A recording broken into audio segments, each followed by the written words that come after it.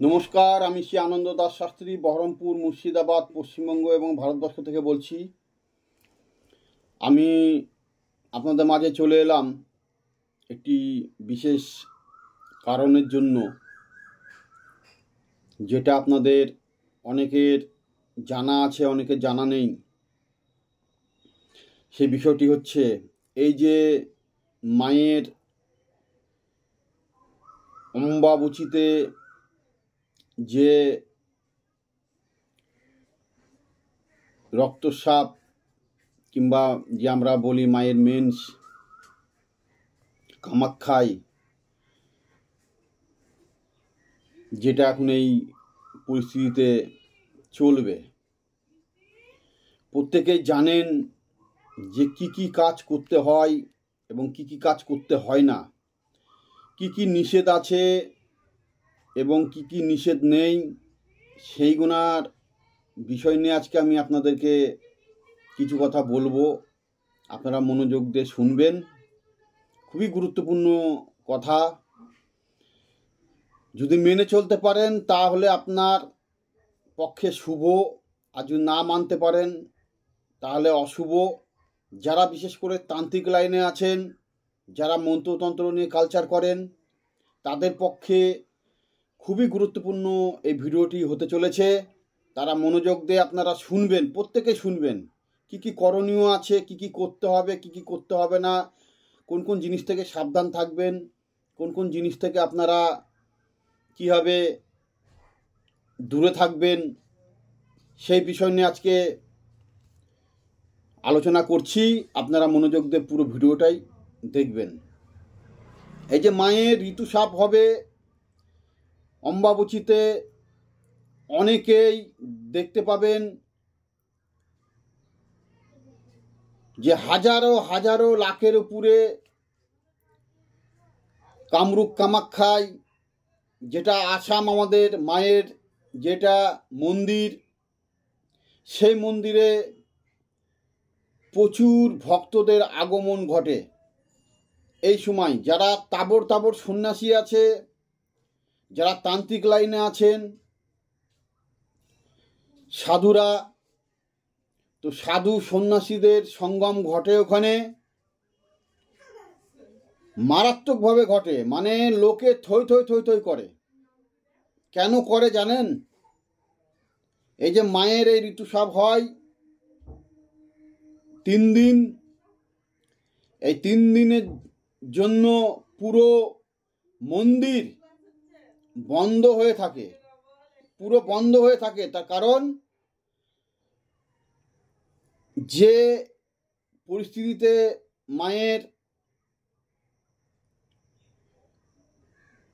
অবস্থা অবলম্বন হয়ে থাকে, সেটা কাউরির দেখার অধিকার থাকে না, কাউকে দেখানো যাবে না, এমনকি পুরোহিত সেই জিনিস দেখবে না। তার জন্য পুরো মন্দিরের দরজা বন্ধ থাকে 3 দিন।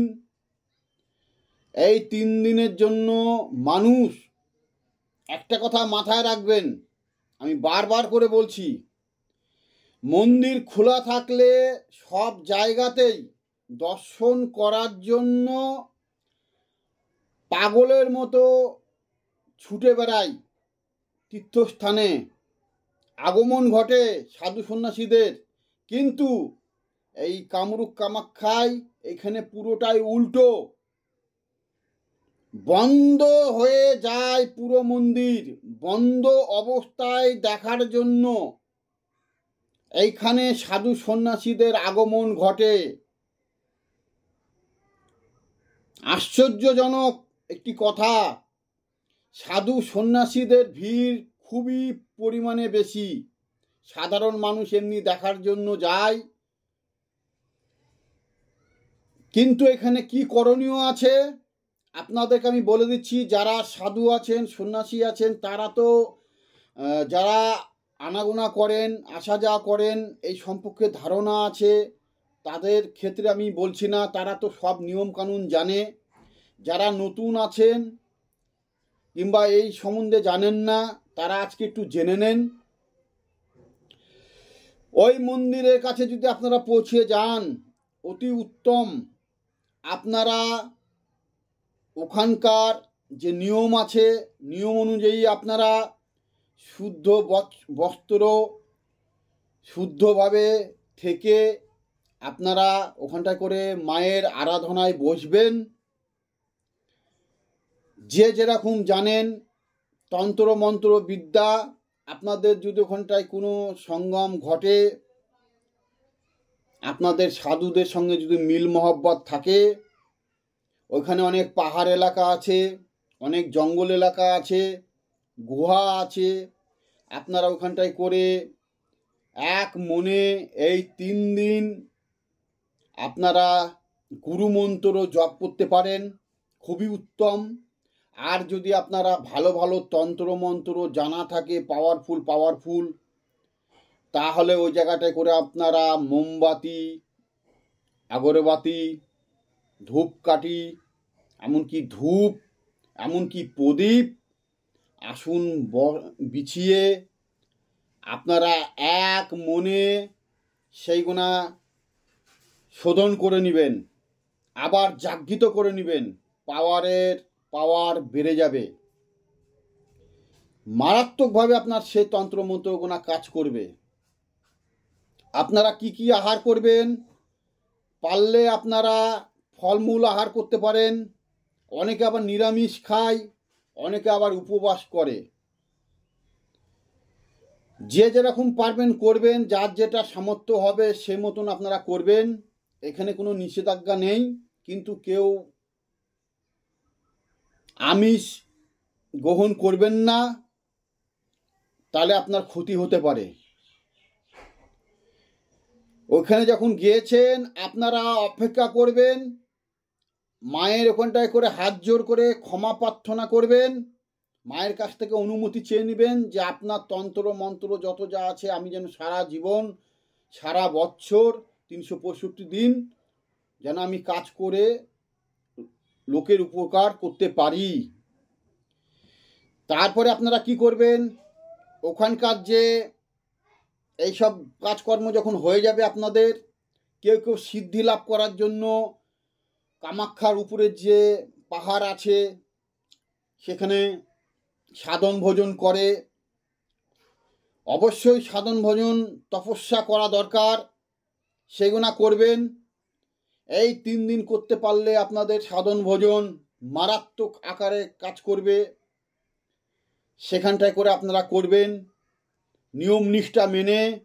অবশ্যই আপনারা এই সাধন ভোজন হয়ে গেলে 3 দিনের পরের দিন আপনারা ওখানকার কোনো ভিখারি হোক, কোনো গরিব মানুষ হোক, আপনারা কিছু যত সামর্থ্য অনুযায়ী দান করবেন। এবং আর একটা কথা বলে দিচ্ছি, ভেরি ইম্পর্টেন্ট, সব থেকে গুরুত্বপূর্ণ যেটা কেউ বলে থাকে না, সেটা আমি আপনাদেরকে বলছি, মাথায় রাখবেন। 3 দিন মায়ের গর্ভ গিয়ে এবং যে অবস্থায় মায়ের ঋতুস্রাব হয় সেটা হয়ে গেলে আপনারা ওখান থেকে চলে আসবেন না, কখনোই ভুল কাজ করবেন না। যারা তান্ত্রিক লাইনে আছেন, যারা সাধু সন্ন্যাসী আছেন, আমি বারবার করে বলে দিচ্ছি, এই ভুল কাজ করবেন না। আরো 3 দিন থাকবেন ওখানে, আরো 3 দিন, মোট 6 দিন কিংবা 1 সপ্তাহ আপনারা ওখানে থাকবেন। আরো আপনারা বেশি করে সাধন ভোজন করবেন, মন্দির খুলে গেলেও করবেন, এটা হচ্ছে নিয়ম। খুলে যাওয়ার পর মায়ের দর্শন করে পুজো করে মায়ের চরণের সিঁদুর নিয়ে ওখানকার কাপড় নেবেন। আর ঋতুস্রাবের যদি কাপড় সিঁদুর আপনারা নিয়ে আসতে পারেন, যারা তান্ত্রিক আছেন, তা আপনাদের সারা বছর সেই জিনিস কাজে লাগবে। এই যে সিঁদুর এবং এই কাপড় কি কি কাজে লাগে আমি আপনাদেরকে বলে দিচ্ছি। এই সিঁদুর এই কাপড়ের জন্য মারামারি লেগে যায়, ওখানে খুনাখুনি লেগে যায়, সঠিক জিনিস পাওয়ার জন্য ওখানটায় করে মানুষে বসে থাকে, কখন মন্দির খুলবে, কখন আমি যাব। যদি আপনারা ওখানকার জিনিস পেয়ে যান, দুর্লভ জিনিস, শক্তিশালী জিনিস পেয়ে গেলেন, আপনারা এই জিনিস দিয়ে আপনারা তাবিজ কবজে একটু একটু করে দিবেন। ভালো ভালো তাবিজ কবজে পাওয়ার বেড়ে যাবে। বাধা বিঘ্ন, স্বামী স্ত্রী এবং ক্ষয়ক্ষতি থেকে আপনাদের রক্ষা করবে। পাওয়ারফুল জিনিস একটু একটু করে কবজে দিয়ে দিবেন। যারা তান্ত্রিক লাইন আছেন তারা ভালো মতন জানেন। মামলা মুকদ্দমা আপনার জয়লাভ সব দিক দিয়ে এটা সর্বদিক দিয়ে হবে, কিন্তু সঠিকভাবে নিতে হবে। ওখান থেকে আপনাকে নিতে হবে সঠিকভাবে। যদি কোনো কারণবশত আপনারা সিঁদুর এবং মায়ের কাপড় পেলেন না, তখন কি করবেন? আপনারা মায়ের চরণে সিঁদুর ঢেলে দিবেন। ওখান থেকে কিনে নেবেন, কিনে নিয়ে সিঁদুর ঢেলে দিবেন। ওখান থেকে কাপড় কিনে নেবেন, লাল শালু কিনে নিয়ে সেখানটা করে সিঁদুর, কাপড়, আলতা সব ঢেলে দিয়ে ওই জায়গাটা করে আপনারা চরণে কিংবা ওই জায়গায় মন্দির চত্বরে আপনারা মুছে নেবেন যতটা পারবেন। কিছু না কিছু, একটু না একটু যে আগের ছিল সেখান থেকে এটা মিশে যাবে। মিশে গিয়ে আপনারা ভালো করে মুছে নেবেন। মুছে মাখো মাখো করে সেটাকে আপনারা নিয়ে মায়ের চরণে ঠেকিয়ে প্রণাম করে সেটা ভরে নেবেন। সেটাতেও শক্তি থাকবে, সেটাতেও পাওয়ার থাকবে।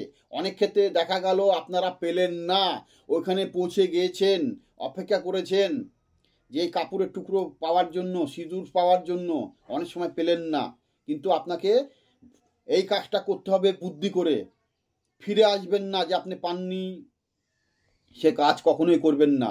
ওখান থেকে সঙ্গে সঙ্গে কিনে নেবেন লাল শালু, সিঁদুর, আলতা নিয়ে আপনারা ওখানটা করে ঢেলে নিয়ে মাখিয়ে প্রণাম করে চরণে ঠেকিয়ে নিয়ে নেবেন। ওটাতেও শক্তি পাবেন, একই শক্তি পাবেন। শক্তির কোনো শেষ নেই। মা সবাইকে আশীর্বাদ করে। ওর দরবারে গেলে, ওর গৃহে গেলে, দর্শন করলে মা সবাইকে আশীর্বাদ দেয়, কাউকে বিফলে পাঠায় না, ফলাফল দিয়েই পাঠায়। জানে আমার ভক্তরা এসছে, অনেকে এসে পায়, অনেকে পায় না, কিন্তু বুদ্ধি করে নিতে হবে। যদি ওখানকার কিছু ফুল পান, ফুলটাও নিয়ে নেবেন, অনেক কাজে লাগে। ওখানকার মাটির কাজে লাগে। এইগুলা নিয়ে আপনারা চলে আসবেন, দিয়ে আপনারা সারা বছর তাবিজ কবজ এটা ওটাতে কাজ করবেন। দুর্লভ জিনিস পাওয়া যায় না, এই বছরে একবার এই দিন আসে। তো যাই হোক, আমি তন্ত্র মতে আমি আপনাদেরকে বলে দিলাম, সাধন ভোজনের কথা বলে দিলাম, কি করবেন না করবেন তান্ত্রিকদের ক্ষেত্রে আমি বলে দিলাম। এবার আমি আসি সাধারণ মানুষদের। এই যে অম্বাবতী চলবে, এই কদিন আপনারা কি কি করতে পারবেন আর কি কি করতে পারবেন না। বিশেষ করে মন্দিরে যে সমস্ত মা কালীর যে ঠাকুর থাকে, মন্দিরে আছে, নিজস্ব বাড়িতে আছে, যত দেবদেবীর ছবি, ঠিক আছে, মানে দেব হলো বেটা ছেলে আর দেবী হচ্ছে মেয়ে ছেলে, মানে দেবীদের কথা বলছি আমি। দেবীদের মধ্যে মা লক্ষ্মী হতে পারে, মা কালী হতে পারে, সরস্বতী হতে পারে, সবাই হতে পারে। সেক্ষেত্রে আপনারা পুজো পাঠ করবেন না, পুরো বন্ধ রাখবেন 3 দিন। যে কদিন অমাবস্যা চলবে পুরো বন্ধ রাখবেন। বন্ধ রাখাটাই বেটার। এবং কাপড় চুপুর দিয়ে ঢেকে দিবেন, মুখ দেখবেন না, না হলে পাল্টিয়ে দিবেন, পালট করে দিবেন, সোজা দিকটা উল্টিয়ে দিবেন। যেগুলো ক্যালেন্ডার আছে, ফটো আছে, এইগুলো করতে পারেন। আর মূর্তি হলে আপনারা ঢেকে দিবেন কাপড় দিয়ে। এই জিনিসটা অবশ্যই করবেন। আপনারা পুজো পাঠ করবেন না, কিন্তু প্রত্যেক দিন আপনারা গুরুমন্ত্র জপ করতে পারেন এবং গুরুকে স্মরণ করতে পারেন। এবং আপনাদের কিছু যদি তন্ত্রমন্ত্র জানা থাকে সেগুলো আপনারা এক জায়গায় বসে এই মন্ত্র তন্ত্র আওড়াতে পারেন। মোমবাতি প্রদীপ জ্বালিয়ে ধূপকাঠি দেখিয়ে প্রত্যেক দিন আপনারা সন্ধে দেখাতে পারেন, ধূপকাঠি অবশ্যই দেখাতে পারেন। পুজো পাঠ করা বন্ধ। ধূপ ধোনা দেখাতে পারেন, প্রদীপ দেখাতে পারেন। এবং আপনারা এই কদিন যারা মানেন তারা নিরামিষ খাবেন। তার থেকেও যারা আছেন উচ্চগণ ব্যক্তিরা, যারা মাকে মানেন, তারা ফল আহার করবেন, কোনো অন্ন আহার করবেন না। এবং আপনারা প্রার্থনা করবেন মায়ের কাছে। এইটাই করণীয়। আপনারা কি কি করতে পারবেন আর কি কি করতে পারবেন না আমি বলে দিলাম। সাধারণ মানুষদের জন্য আপনারা পূজা পাঠ করতে পারবেন না, আপনারা ধূপ ধুনা প্রদীপ এগুলো আপনারা সন্ধ্যের সময় দেখাতে পারেন। এবং এই সময় আপনারা নাড়াচাড়া করবেন না। কোনো যারা তান্ত্রিক আছেন বিশেষ করে তারা তন্ত্র মতে কোনো কাউরি কাজ করে দেবেন না, সর্বনাশ হয়ে যাবে। এই সময় আপনাদের কিছু শক্তি পাওয়ার আছে, এই শক্তি পাওয়ার জন্য আপনারা সে দেবী স্থানে কামাখ্যায় আপনারা যাচ্ছেন, না গেলেও হবে। বাড়ির ধারে কাছে মন্দিরেও আপনারা করতে পারেন, বাড়িতেও করতে পারেন। এই সময় শক্তি মায়ের কাছ থেকে শক্তি চেয়ে নেন, শক্তি সঞ্চয় করুন। আপনার যা জানকারি আছে, যা জিনিস আছে, সেগুলো আপনারা নিজের ওখানে পাওয়ার বাড়ান।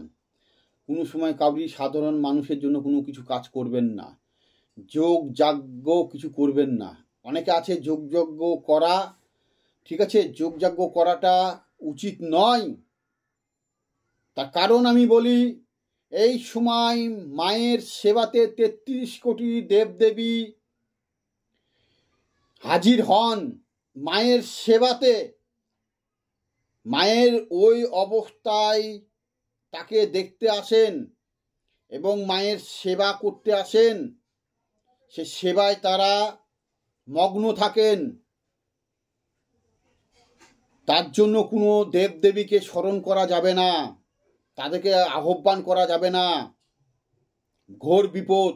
অনেকে যজ্ঞ করে বড় বড় মায়ের করে অমুক তুমুক হ্যানত্যান, বিপদে পড়ে যাবেন, উল্টো কেস হয়ে যেতে পারে। কোনো সময় করবেন না। এই 3 দিন না করলে কি হবে? কিছু হবে না, কোনো যায় আসে না। মহাপণ্ডিতগিরি বেশি মাতব্বরি দেখাতে যাবেন না। কপালে কষ্ট আছে আমি বলে দিলাম, ঘোর কষ্ট। আর এই অমাবস্যা যেটা আসছে, পুষ্প নক্ষত্রে অমাবস্যা, মারাত্মক অমাবস্যা, কখনোই ভুল কাজ করবেন না, কখনোই ভুল দিকে যাবেন না।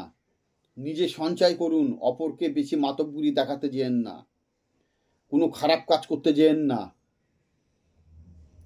এখানে শক্তি সঞ্চয় করুন প্রচুর পরিমাণে, মাকে ভক্তি করুন। এই 3 দিন কাজ না করলে কি হবে? কিছু হবে না।